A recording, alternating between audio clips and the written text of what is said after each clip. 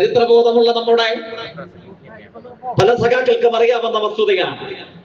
കേരളത്തിന്റെ ഇന്നയോളമുള്ള പ്രാദേശിക ഭാഷകളുടെ ചരിത്രത്തിൽ ആദ്യമായി അന്ന് മലയാള മനോരമ ഇംഗ്ലീഷിൽ എഡിറ്റോറിയൽ പ്രസിദ്ധീകരിച്ചു. എന്തിനു വേണ്ടിയിട്ടാണ്? പുതുതലമുറയിൽപ്പെട്ട ആളുകൾക്ക് അത്ര മേലോർമ്മയുണ്ടാവില്ല. എന്തിനു വേണ്ടിയിട്ടാണ്? പണ്ഡിറ്റ് നെഹ്റു കേരളം സന്ദർശിക്കാൻ വേണ്ടി വരുന്നു.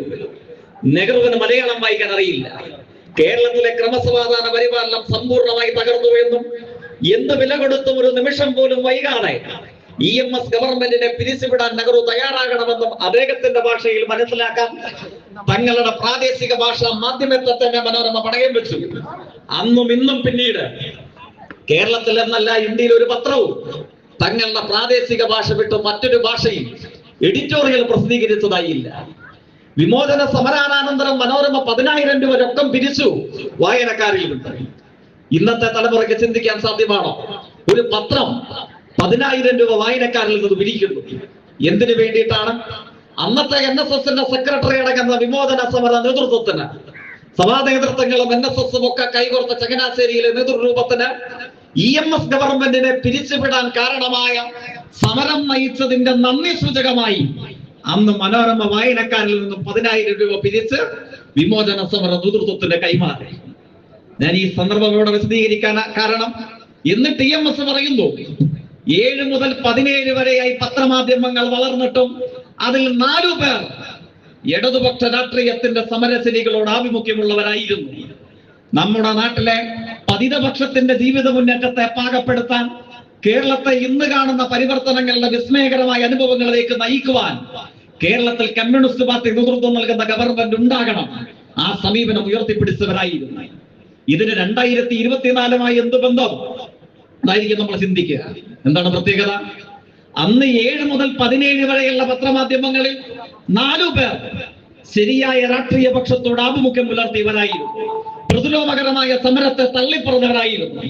അന്ന് മനോരമ എഡിറ്റോറിയൽ പ്രസിദ്ധീകരിക്കുകയും 10,000 രൂപ കൈമാറുകയും ചെയ്തു എന്ന് മാത്രമല്ല, അന്ന് ശ്രീനാരായണ പ്രസ്ഥാനം ഈ സമരത്തിന്റെ ഭാഗമായിരുന്നില്ല. അന്ന് മനോരമ എഡിറ്റോറിയൽ എഴുതി, ഇത് വിശ്വാസിയും അവിശ്വാസിയും തമ്മിലുള്ള സമരമാണ്. വിശ്വാസിയും അവിശ്വാസിയും തമ്മിലുള്ള സമരത്തിൽ കേരളത്തിലെ പ്രബല വിഭാഗമായ ശ്രീനാരായണ പ്രസ്ഥാനം മാറി നിൽക്കുന്നത് വിശ്വാസത്തോടുള്ള വഞ്ചനയാണ്. മനോരമ ശ്രീനാരായണ പ്രസ്ഥാനത്തെ ഉപദേശിച്ചു, നിങ്ങൾ കമ്മ്യൂണിസ്റ്റ് പാർട്ടിയെ തകർക്കാനുള്ള ഈ സമരത്തിന്റെ ഭാഗമാകാത്തത് എന്ത് എന്ന് ആക്രോശിച്ചു. ഈ സമീപനം ഉയർത്തുമ്പോഴും അതിൽ 4 പേർ ശരിയായ വീക്ഷണകോണിനെ പിന്തുണച്ചവരായിരുന്നു. പ്രതിലോമ സമരത്തെ തള്ളിപ്പറഞ്ഞവരായിരുന്നു. എന്നാൽ മണ്ണുത്തി ഏരിയ സമ്മേളനത്തിന്റെ സമാപനത്തിനായി നമ്മൾ ഇവിടെ ഒത്തുചേരുമ്പോഴോ നമ്മളുടെ നാട്ടിൽ മാത്രമല്ല ലോകമെമ്പാടുമുള്ള അനുഭവങ്ങളിൽ ലക്ഷണമൊത്ത കമ്മ്യൂണിസ്റ്റ് പാർട്ടികളുടെ ഔദ്യോഗിക ജിഗുകൾ ഒഴികെ ബാക്കി എല്ലാ പേരും കേരളത്തിൽ സവിശേഷകരമായി മറ്റിടങ്ങളിൽ പൊതുവിലും CPIMന്റെ ജീവനെടുക്കാൻ മത്സരിക്കുന്നു. അതിനുവേണ്ടി ഏത് പച്ചക്കള്ളവും പ്രചരിപ്പിക്കുന്നു, ഏത് ഹീനമായ നുണയും പറഞ്ഞു പിറത്തുന്നു. നുണകൾക്ക് ദൃശ്യസാധ്യത നൽകിയും കള്ളങ്ങൾക്ക് അച്ചടി മഷി പുരട്ടിയും ഇടതുപക്ഷ രാഷ്ട്രീയത്തിന്റെ CPIMന്റെ ജീവനെടുക്കാൻ കേരളത്തിലെ മാധ്യമങ്ങൾ മത്സരിക്കുകയാണ്. അപ്പൊ നമ്മുടെ പ്രതിപക്ഷം എന്ത് ചെയ്യുന്നു എന്നുള്ളതല്ലേ? പ്രതിപക്ഷത്തിന് പ്രത്യേകിച്ച് കേരളത്തിൽ ഒരു പ്രസക്തിയുമില്ല. മാധ്യമങ്ങളുടെ തീന്മേശയിൽ നിന്ന് താഴേക്ക് വലിച്ചെറിയുന്ന അപ്പക്കഷ്ണങ്ങൾ, അതാണ് കേരളത്തിലെ പ്രതിപക്ഷം പൂജിക്കുന്നത്. അല്ലാതെ ഒന്നും കേരളത്തിലെ പ്രതിപക്ഷത്തിന്റെ സംഭാവനയായിട്ടില്ല. നാളെ മനോരമയും മാതൃഭൂമിയും ആവിർഭവിക്കപ്പെട്ട ദൃശ്യമാധ്യമങ്ങളും വിലക്കെടുക്കപ്പെട്ട നവമാധ്യമങ്ങളും എന്തു തീന്മേശയിൽ നിന്ന് താഴേക്ക് എല്ലും കഷ്ണമായി വലിച്ചെറിയുന്നോ അത് ഭുജിക്കുക. എന്നിട്ട് CPIMന്റെ ജീവനെടുക്കാൻ CPIM ഇപ്പോൾ അസ്തമിച്ചു കഴിയും. ഇപ്പോൾ ചരമക്കുറിപ്പ് എഴുതപ്പെട്ട് കഴിഞ്ഞിരിക്കുന്നു. ഇതിന് നേതൃത്വം നൽകുക എന്നുള്ളതാണ്.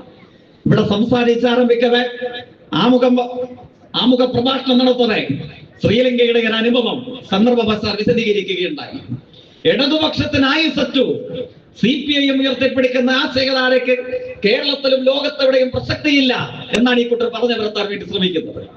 ഒരു 8-9 ദിവസങ്ങൾക്ക് മുമ്പ് ലോകത്ത് അമേരിക്കൻ വൻകരയോട് ചേർന്ന് കിടക്കുന്ന സുപ്രധാന രാജ്യമാണ് ഉറുഗ്വായ്. ഉറുഗ്വായിൽ തെരഞ്ഞെടുപ്പ് നടന്നു. ഏതെങ്കിലും ഒരു മാധ്യമം അതിനെ സംബന്ധിച്ച് റിപ്പോർട്ട് ചെയ്തോ? എന്തായിരുന്നു പ്രത്യേകത? ഉറുഗ്വായ് സാമ്പത്തിക ഭദ്രതയിൽ ലാറ്റിൻ അമേരിക്കയിൽ തന്നെ ഒന്നാമത് നിൽക്കുന്ന രാജ്യമാണ്. സാമ്പത്തിക ഭദ്രതയും സമാധാനപൂർണതയും ആ പ്രദേശങ്ങളിൽ പ്രഥമ ഗണനീയമായ രാജ്യമാണ് ഉറുഗ്വായ്. അവിടെ തെരഞ്ഞെടുപ്പ് നടന്നപ്പോൾ ആ രാഷ്ട്രത്തിന്റെ സമീപ ചരിത്രത്തിൽ ആദ്യമായി യമാൻഡു ഓർസു ഇടതുപക്ഷ രാഷ്ട്രീയത്തിന്റെ മുന്നണി പോരാളിയാണ്. 54% വോട്ടിന്റെ പിന്തുണയോടുകൂടെ ഉറുഗ്വേയുടെ പ്രസിഡന്റായി ഇപ്പൊ മണ്ണുത്തിയിൽ നമ്മൾ ഒത്തുചേരുമ്പോൾ അദ്ദേഹം ഭരണാധിപനായി സത്യപ്രതിജ്ഞ ചെയ്ത് അധികാരമേറ്റു. ഉറുഗ്വേ മുതൽ അതിന് ഏറെ ഓരംഭം കിടന്ന മറ്റൊരു രാജ്യമാണ് മെക്സിക്കോ. ക്ലോഡിയ ഷെയിൻബാം പാർദെ 52 വയസ്സുള്ള വനിതയാണ്. ഇന്നയോളമുള്ള മെക്സിക്കോയുടെ ചരിത്രത്തിൽ ആദ്യമായി ഒരു വനിത അവിടെ പ്രസിഡന്റായി തെരഞ്ഞെടുക്കപ്പെടുകയാണ്.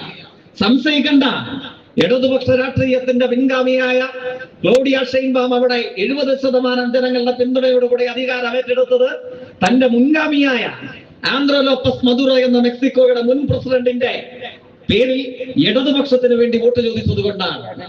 ഞാൻ സൂചിപ്പിച്ചത് അമേരിക്ക മുതൽ നമ്മുടെ കേരളത്തോട് ഓരം പങ്കിടുന്ന ശ്രീലങ്ക വരെ ഇവിടെ ആമുഖമായി സംസാരിക്കവെ ചൂണ്ടിക്കാണിച്ച ശ്രീലങ്കയുടെ പ്രസിഡന്റ് ഇന്ന് നമ്മൾ ഒത്തുചേരുമ്പോൾ ഇപ്പോൾ ഇന്ത്യയിൽ അദ്ദേഹം എത്തിയിട്ടുണ്ടാകും. 3 ദിവസം നീണ്ടു നിൽക്കുന്ന സന്ദർശനമാണ് ശ്രീലങ്കൻ പ്രസിഡന്റ് ഇന്ന് മുതൽ ഇന്ത്യയിൽ നടത്തുക. എന്താണ് പ്രത്യേകത? നമ്മളെ പരിഹസിക്കാൻ പറയുന്നവരുണ്ട്. ഇല്ല, ഇവിടെ സൂചിപ്പിച്ചതുപോലെ നിങ്ങൾ പരാജയപ്പെട്ടവരല്ലേ, നിങ്ങൾ തോറ്റുപോയവരല്ലേ. തോറ്റുപോയവരുടെ രാഷ്ട്രീയ പതാകയ്ക്കും മുദ്രാവാക്യങ്ങൾക്കും മനുഷ്യ സമുദായത്തിന്റെ ജീവിതാനുഭവങ്ങളിൽ എന്ത് പ്രസക്തി? അതാണ് പലരും പരിഹാസരൂപേണ ചോദിക്കുന്ന ചോദ്യം. എന്താണ് പ്രത്യേകത? ശ്രീലങ്കയെ മലയാളി മറക്കാൻ പാടില്ല, പ്രത്യേകിച്ച് കമ്മ്യൂണിസ്റ്റുകാർ മറക്കാൻ പാടില്ല. നാളുകൾക്ക് പുറകിൽ